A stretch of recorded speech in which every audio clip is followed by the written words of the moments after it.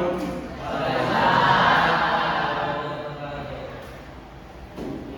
kita masuk ke pembelajaran poli ya.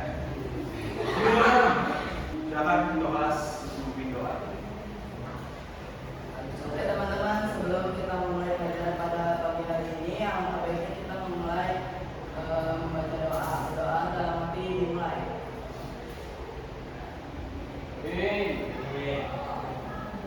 Selesai. Memberi salam.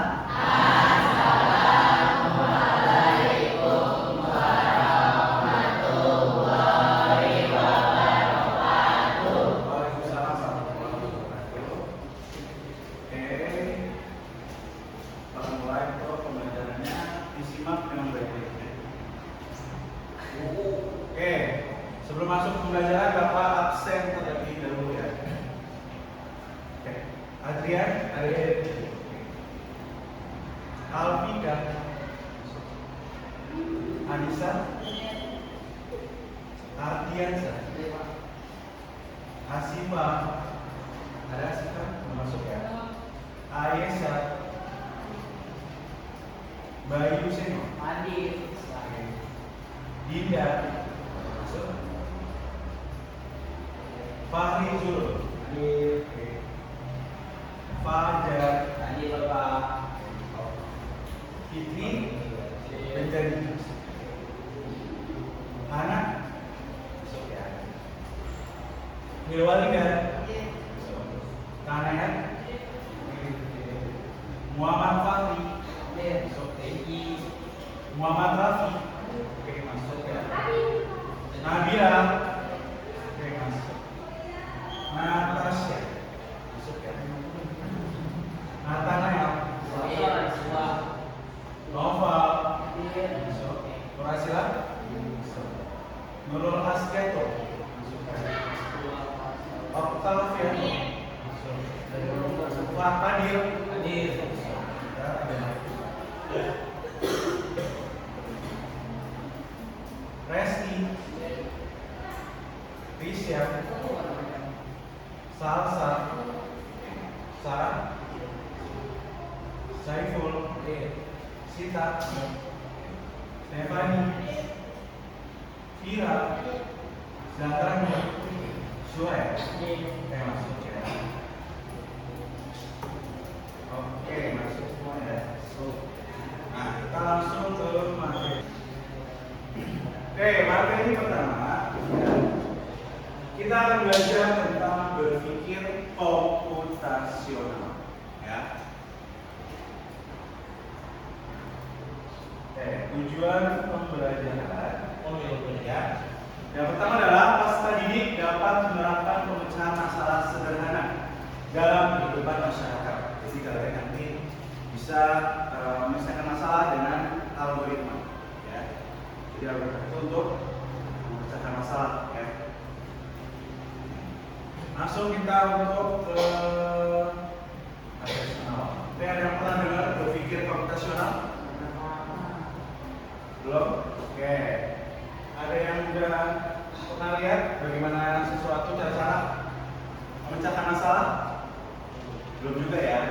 Nah, Bapak akan menjelaskan tentang berpikir komputasional. Nah, di era digital yang sangat penting ini ya, kemampuan untuk berpikir secara komputasional itu sangat penting. Kenapa? Karena akan diterapkan dalam berbagai aspek kehidupan sehari-hari kalian ya. Nah, bagaimana pembelajaran ini kita bisa untuk memecahkan masalah dan untuk berinovasi dengan lebih efektif ya. Oke, berpikir komputasional. Nah, berpikir komputasional itu adalah sebuah metode pemecahan masalah dengan mengaplikasikan ya, melibatkan teknik yang digunakan oleh software engineer ya dalam menulis program. Ya, jadi berpikir komputasional itu adalah dasar dari sebuah programnya.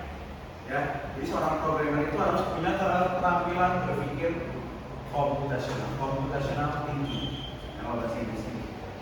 Nah, dalam menulis program seseorang itu dituntut untuk memformulasikan, membuat sebuah kayak ramuan, ya, cara dalam bentuk masalah komputasi.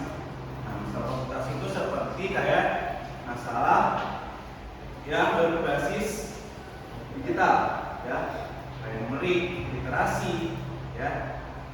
Nah, lalu menyusun solusi komputasi yang baik. Betul. Jadi solusi itu akan dihasilkan dari berpikir komputasional, ya. Misalkan kalian nanti bagaimana sih cara misalkan nih di jalan itu macet, ya, misalkan sekitar 20 itu macet.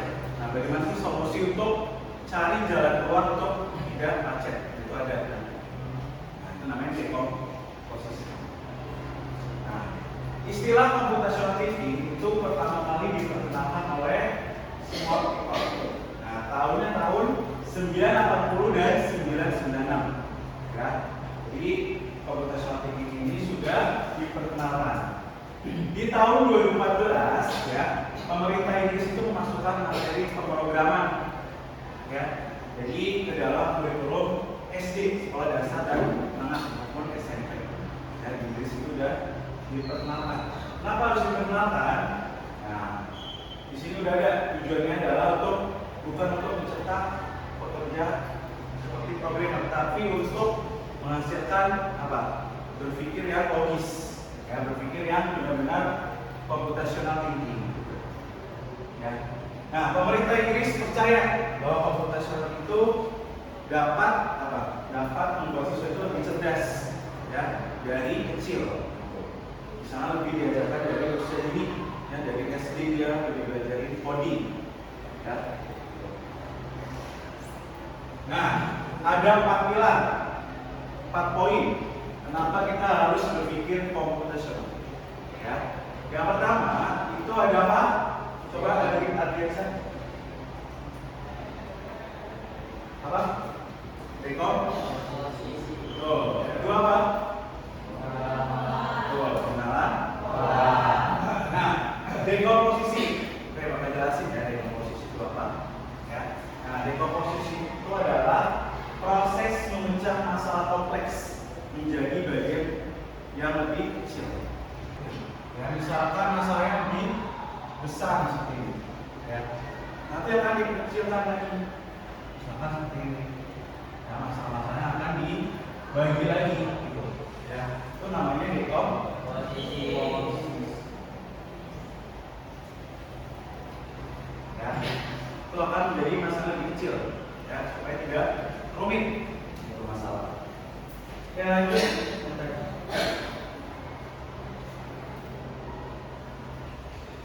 Nah, dekomposisi ini adalah contohnya seperti daftar tamu, ya. Anggaran, misalkan kalian bikin pesta nih, ya. Anggarannya misalkan miliaran.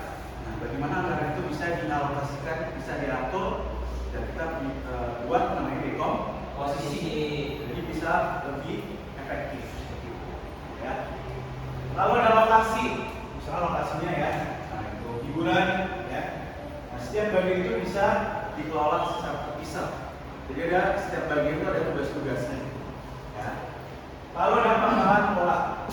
Nah, pola itu melibatkan kesamaan dan tren dalam data atau masalah. Jadi contohnya adalah mengidentifikasi pola, misalkan memprediksi hujan, ya. Hujan itu bisa diprediksi dengan pengenalan pola, ya. Misalkan di daerah Jakarta, ya, polanya ini gimana, ya. Tangerang, ya, misalkan kita lihat, ya, misalkan Tangerang udah deres, Jakarta masih terang, ya kan. Nah, itu contoh pengenalan pola. Selanjutnya apa yang ketiga? Abstraksi. Nah, abstraksi itu adalah fokus kepada yang penting saja, ya. Jadi informasinya yang harus penting. Misalkan petanya itu selebar, misalkan tadi itu, ya, besar itu. Misalkan kalian cari peta Pulau Jawa, kan? Pulau Indonesia banyak kan? Nah, kalian harus cari Pulau Jawa aja, ya. Nggak harus semua pulau dikerjakan atau dilihat. Seperti itu. Lalu ada algoritma. Ada tahu algoritma? Apa algoritma coba? Serangkaian.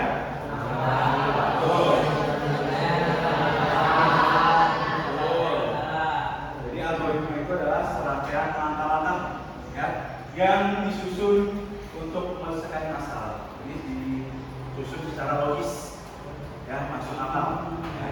Nah, algoritma itu harus jelas, ya, harus jelas. Ya. Lalu terstruktur A sampai Z, Z sampai A, ya.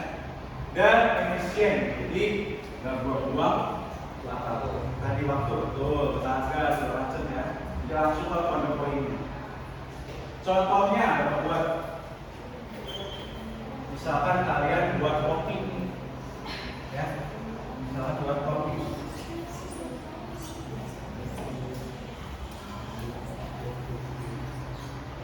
Ya, misalkan contoh, ya, contoh algoritma membuat kopi. Yang pertama apa sih? Kalau buat kopi, siapkan gelas, gelas, apa lagi? Oh, kopi, apa lagi? Apa? Gula, air panas, tunggu. Dan air. Ah, betul. Sendok apa lagi?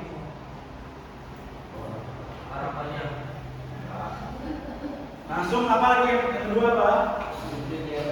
Masukkan kopi.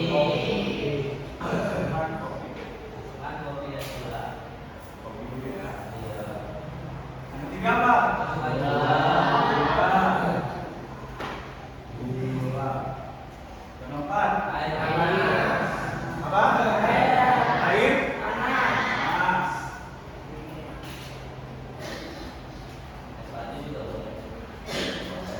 Apa lagi? Buang air ke dalam buang air panas.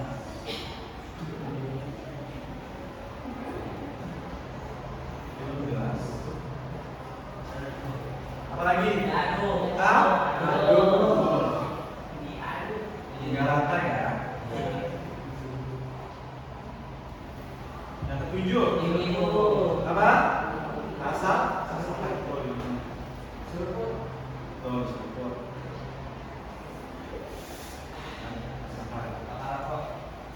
Jika kurang manis, tambahin. Tambah gula kurang manis. Tambah gula. Ya. Jika sudah pas, kopinya udah selesai. Itu contoh algoritma, ya. Jadi yang pertama tadi siapin gelas, kopi, gula, sendok, air panas. Nah, itu contoh algoritma. Ya. Nah, bagaimana cara melakukan dekomposisi? Nah, untuk melakukan dekomposisi, ya, kita harus bisa mengidentifikasi, mengolah, ya, mengolah komponen-komponen utama dari masalah dan ucapnya menjadi bagian yang lebih kecil, ya. Contohnya apa ini? Membuat kue, ya. Nah, proses membuat kue itu gimana sih? Bahannya ya, dari bahannya apa lagi? Adonya apa lagi? Pemandangan ya, alat-alatnya kan. Nah, lalu dekorasi ya biasanya ya. Itu yang paling rumit untuk berarti. Lalu ada contoh membersihkan kamar. Nah, itu bisa dikecilin. Caranya pertama apa? Bersihin lantai dulu, ya kan? Lantainya kotor atau enggak? Lalu apa lagi? Mejanya, ya kan? Tempat tidurnya. Nah, itu contoh pertama. Jadi dekomposisi itu bisa memungkinkan itu fokus kepada bagian yang penting aja. Ya, yang penting nggak usah difokuskan. Nah, lalu ada pengenalan pola. Nah, ini dari Bapak. Ya, kenapa pengenalan pola penting? Oke, dibaca coba.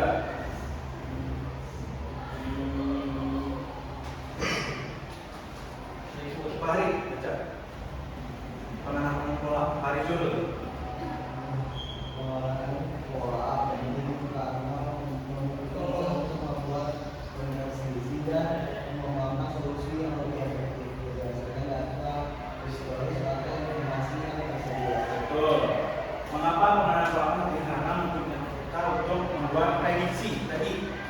hujan ya di daerah misalkan Jakarta, Tangerang ya.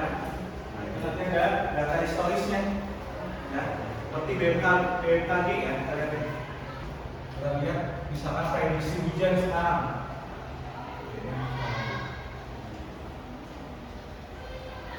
Nah, hujan ekstrim.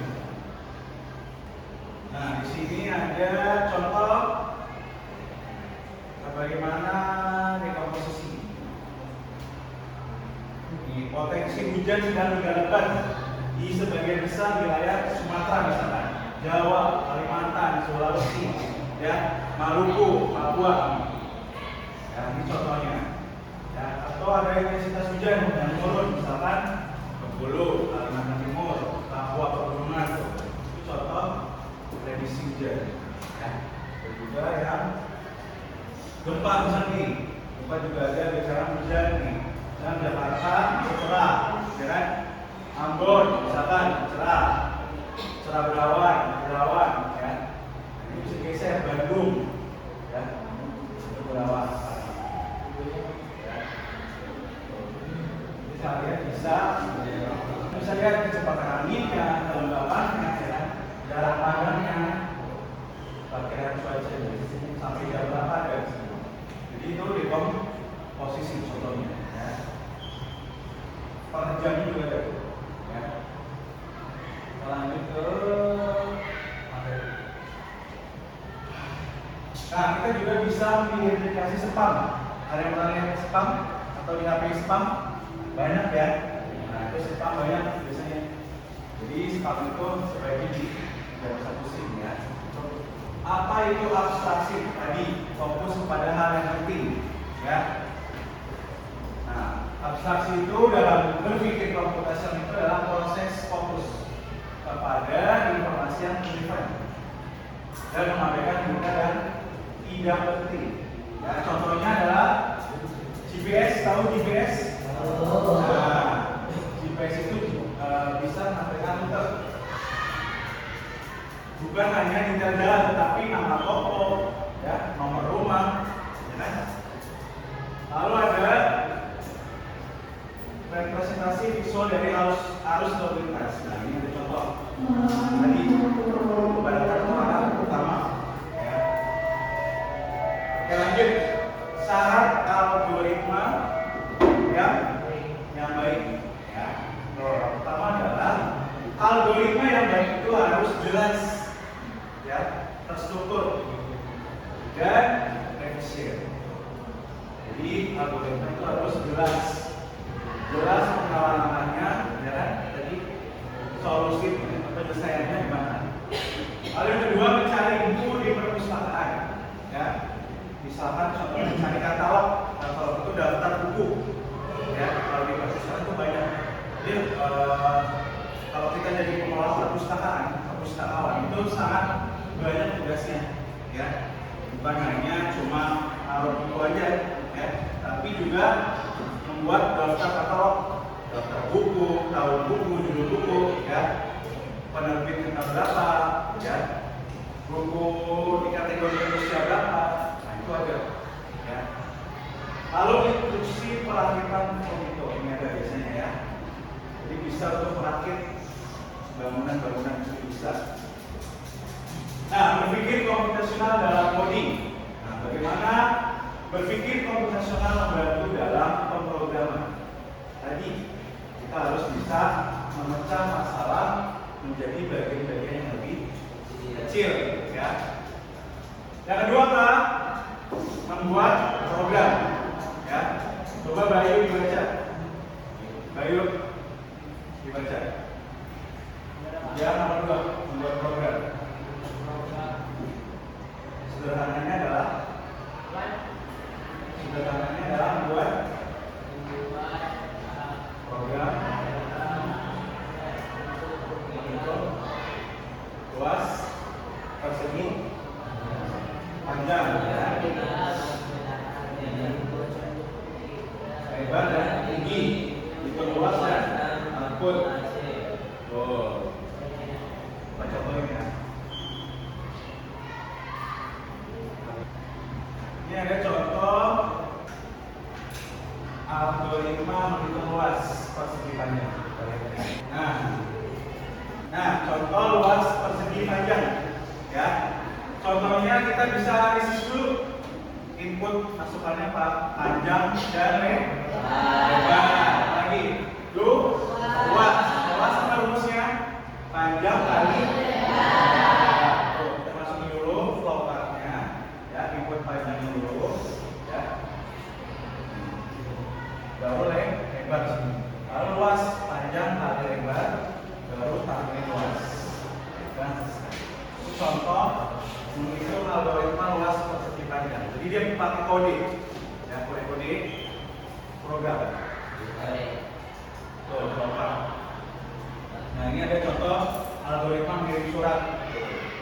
Biasanya kalau mengirim surat itu tulis tuh suratnya dulu, ya kan, lagi blok, terus masukkan suratnya, terus lem, ya. Nah, baru cari alamatnya, tulis alamatnya, tempel ke belakang, baru kirim ke kantor pos. Itu contoh langkah-langkah membuat algoritma. Yang ketiga, menggunakan starch. Ini biasanya program, ya, program starch, ya. Lalu implementasi berpikir komputasional di kehidupan sehari-hari. Ya, kita akan putar video, ya.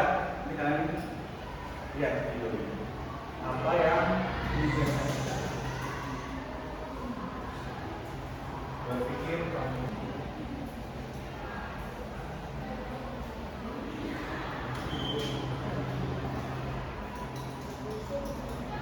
kayak contoh berpikir komputasional animasi. Kita lihat, ya, simak baik-baik.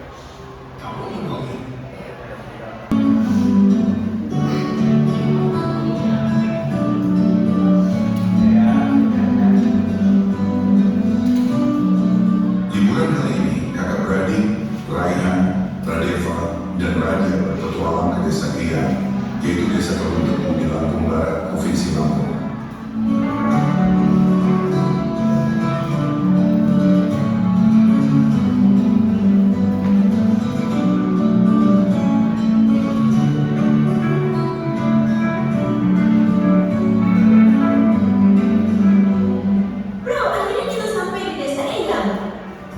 Guys, ini bukan sekedar liburan, tapi kali ini kita akan belajar dari kehidupan pakai cara berpikir komputasional.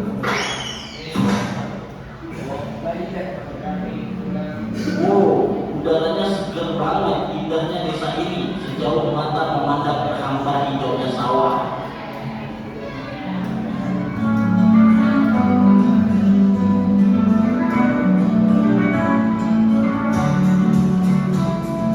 Jadi kita perlu bersihin rumah Eyang nih.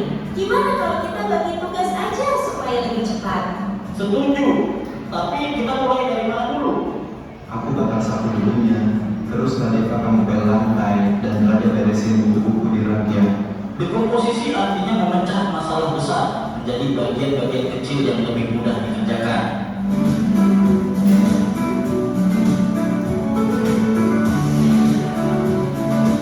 Yuk, kita mancing ikan, tapi kok susah banget ya dapetnya? Sabar, coba perhatiin dulu. Ikan tuh sering kumpul di bawah bayangan pohon. Lihat, ada bayangan pohon besar di situ, pasti banyak ikan di bawahnya. Jadi harus sabar dan perhatiin pola alam ya. Pengenalan pola adalah mengenali kemiripan atau pola dari masalah yang kita temui.